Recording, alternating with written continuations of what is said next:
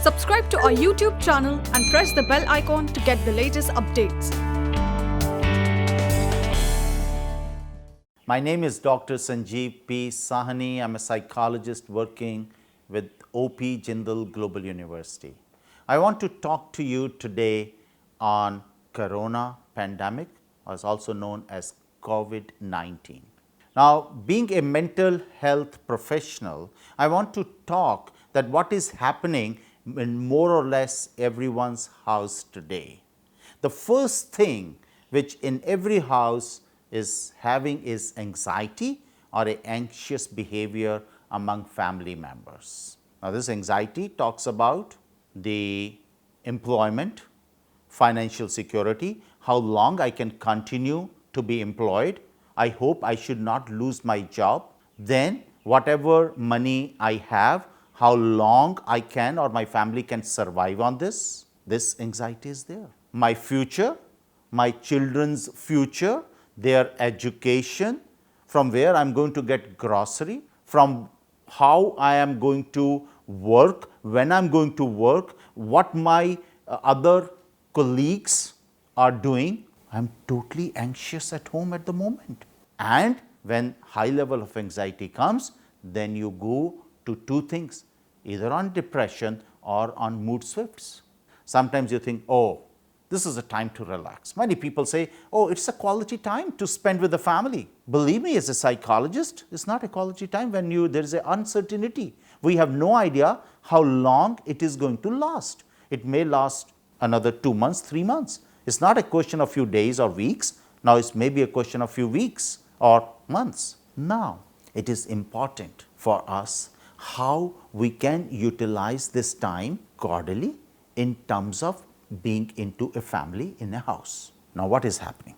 People are stepping on each other's toes at the moment.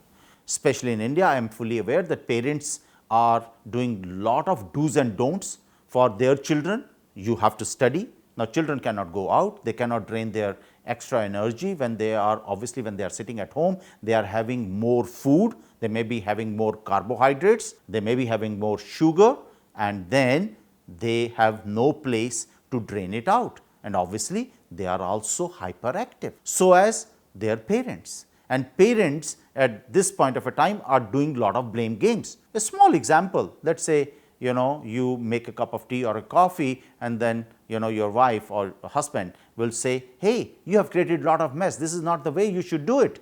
Domestic violence is also happening in a big way.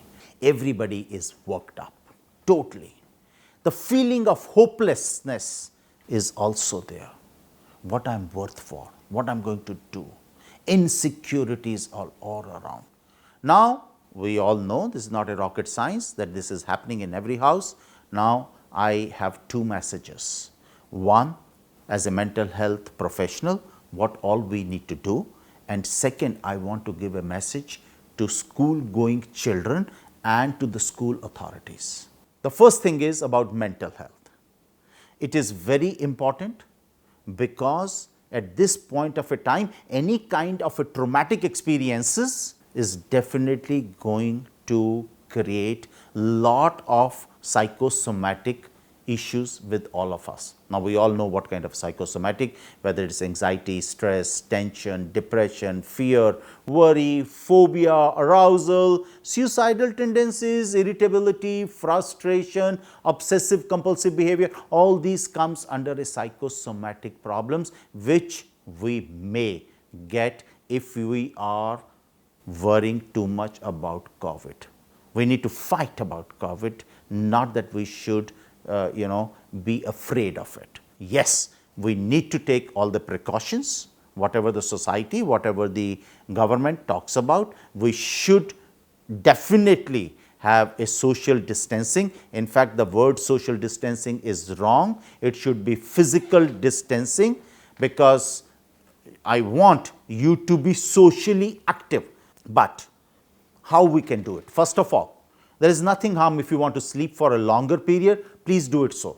Because we all know if you sleep more, your immunity and your probability of connecting with other people is much lesser. Number two, I know maybe few of you are not able to walk outside, but you can do various exercises these days.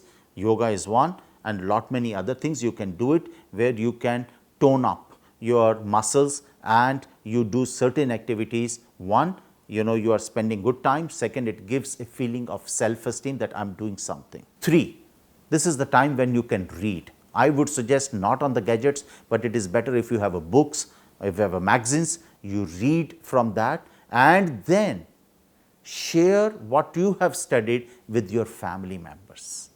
And ask your children also, whatever they are reading, if they can also speak it out. Because when people speak, obviously they will develop a higher level of self-confidence, self-worth, ultimately self-esteem. I don't know how many teachers know how to prepare a PPT.